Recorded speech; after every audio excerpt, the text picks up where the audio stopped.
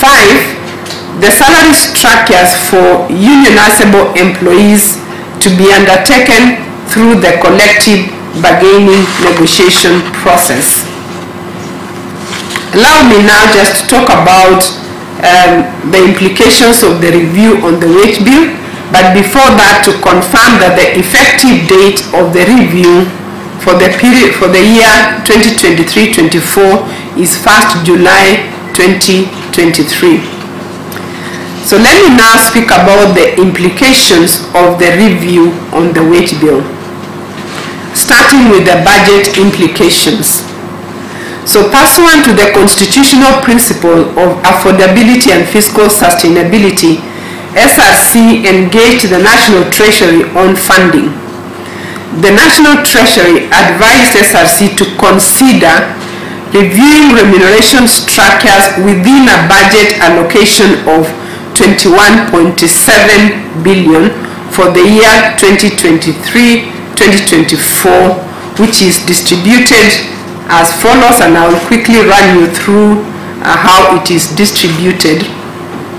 So the executive in the state officers in the executive will be allocated 126 million, which is 0.6% of the total allocation. Parliament state officers is 78 million, which is 0.4% of the total allocation. Judiciary state officers is 305 million, which is 1.4% of the allocation. County state officers is 408 million, which is 1.9%. Teaching service is 9.5 billion, which is 44.2% of the total allocation. The civil service is 1.8 billion, which is 8.5%. The county government is 4 billion, which is 18.8%. Uniformed and disciplined forces 4.5 billion, which is 20.9%. And other public officers 745 million, which is 3.4%. So that is the budget allocation, which we shall provide you with those numbers later, and you will see the details. The other implication on the wage bill is the current wage bill ratios. Where does this take us to once we implement this budget allocation of 21? And I will just talk through very few numbers. You will see later in the press release that we shall give you, you'll be able to interrogate the numbers. But what I would like to point out is just a few of these. The first one is compensation to employees, which is the total wage bill. Is currently around 987 billion, and it will now go to 1 trillion in 2021-22. You will see the figures later. So it has been rising. But one of the reasons for that increase is the number of employees. Again, you will see the figures that it has been growing, and we are now close to 1 million. To be projected to 968 million in 2023-24. 968,000, so it's just about a million. Now let me speak about the implication in terms of the ratios that we normally track. The first one is we normally look at the wage bill to GDP, and we also look at the wage bill to revenue. The wage bill to revenue, there is a target in the Public Finance Management Act which stipulates that not more than 35% of the revenue is to be spent on the wage bill. And in terms of ratio to GDP, we use an average for developing countries, which is at 7.5%. On those two important ratios, on the ratio to GDP, we are actually at 7.74, which is very close to target. That is projected to 7.58, and projected in 2023, which is this financial year, to 7.19. So it means we are actually on target compared to developing countries. We will be within the average for developing countries. In terms of wage bill to revenue, and this is ordinary revenue, we are currently at 47.06, so it's about 47%. In 2022 is projected to 43.5%, and is further projected to 40.45%, meaning that it's showing a trajectory towards the 35%. So the message here is that when we look at the wage bill in absolute terms, which you will see in the numbers, it will continue to grow in absolute terms. And the reason for that growth is largely because as a developing country, we shall continue to recruit in key sectors, that is health, teaching, and security. Indeed, as a country, we are yet to achieve the desired ratios for teacher to student, or healthcare to population ratio, or security to population ratio. So those are the areas that we will continue to recruit, and therefore in absolute terms the wage bill will grow. However, what we must therefore continuously watch is that ratio to revenue and to GDP. So how then do we move to the desired ratio of 35%? Because for the GDP ratio, we can see that we are pretty much where we should be based on the projections, but on the ratio to wage bill, we are still behind, but with a very good trajectory towards the 35. So there are three broad strategies to bring the wage bill ratio to the target stipulated in the Public Finance Management Act 2012 and Regulation 2015, and within the ratio to developing countries. These are: 1, the GDP and revenue growth outpacing wage bill. And you will also see that in the numbers that we shall share, that indeed the wage bill growth has been lagging GDP growth, and it is also lagging revenue growth. So that's a very good trajectory, that wage bill is growing at a lower pace than the GDP and revenue. And therefore, as we continue that trajectory, and I'm sure the National Treasury will speak more about that. The second broad strategy is about reviewing, setting, and advising on remuneration and benefits within the principle of fiscal sustainability.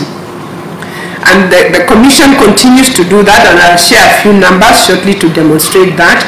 And the third strategy is increased public service productivity.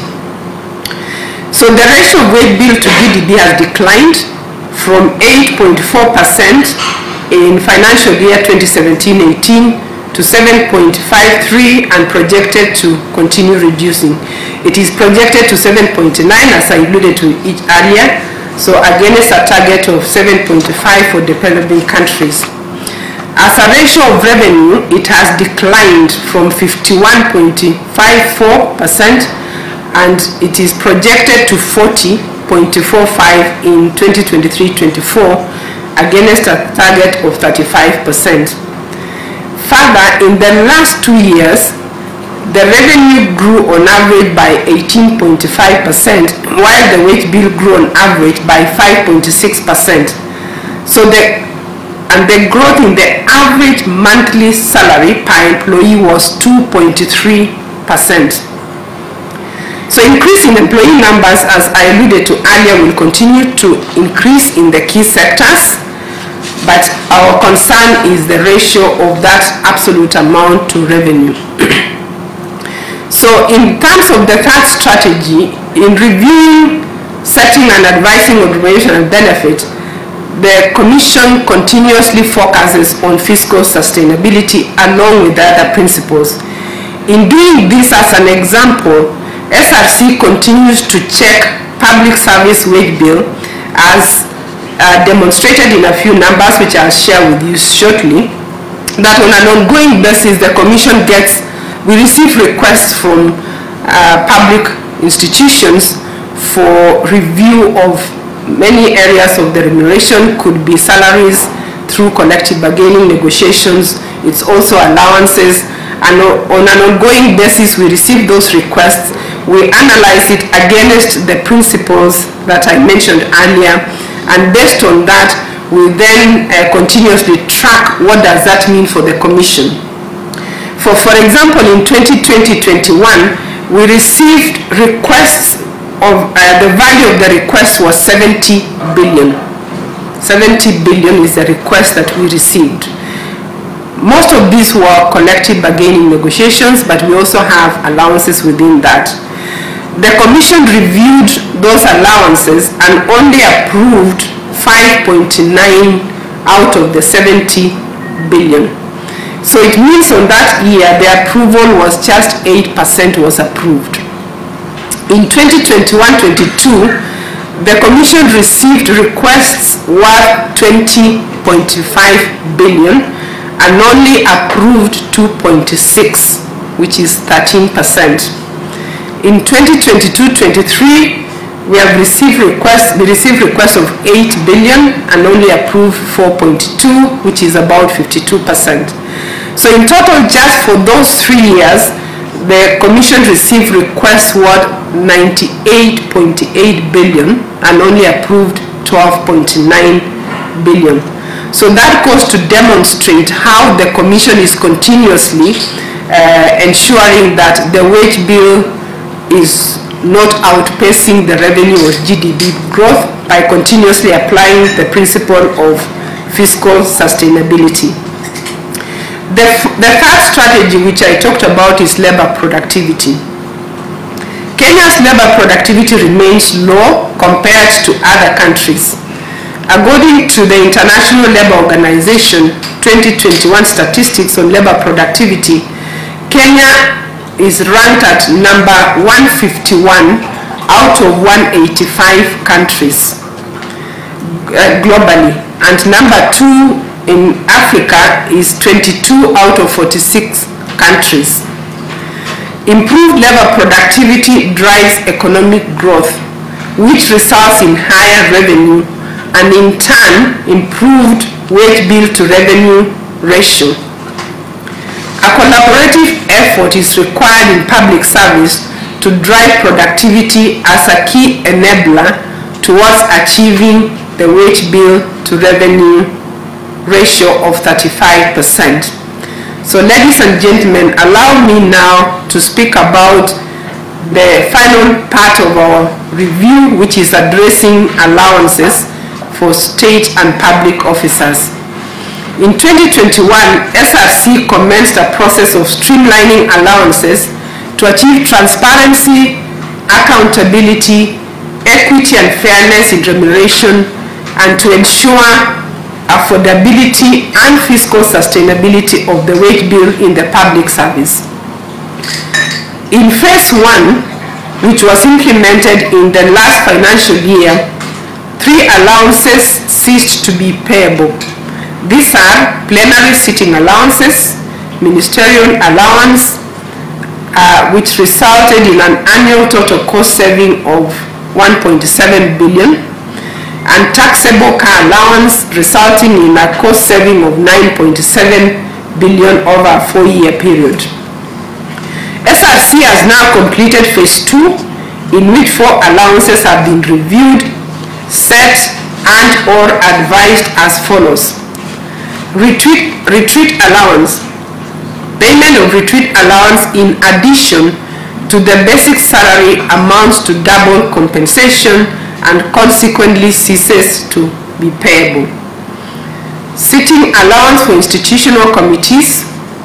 Payment of sitting allowance for institutional internal committees in addition to the basic salary amounts to double compensation and consequently ceases to be payable. Number 3, task force allowance for institutional internal committees. So payment of this allowance in addition to the basic salary amounts to double compensation and consequently ceases to be payable. The fourth one is daily subsistence allowance. This allowance, the daily subsistence allowance for local travel has been standardized across the country for the respective grades. The prevailing rates for cities will apply. The DSA for foreign travel remains unchanged, save for correction of a few countries. Detailed communication has been made to all public service institutions on these 4 allowances. So, ladies and gentlemen, as I conclude, this review is about harmonization to achieve equity and fairness in remuneration and benefits in the public service within the principle of fiscal sustainability. The increase maintains the trajectory towards achieving the wage bill to revenue ratio of 35%. Although the trajectory is positive, a lot more needs to be done, especially in the area of productivity. Public service productivity is a transformation agenda that will enable government drive and align the entire public service towards economic growth, high and sustained revenue growth, which will reduce the wage bill to revenue ratio, improve service delivery, competitiveness, and employment creation. SRC continues to urge all public service institutions to improve on productivity and together deliver the country's agenda for the benefits of its citizens. Thank you, and may God bless you. I will now invite the PS National Treasury to make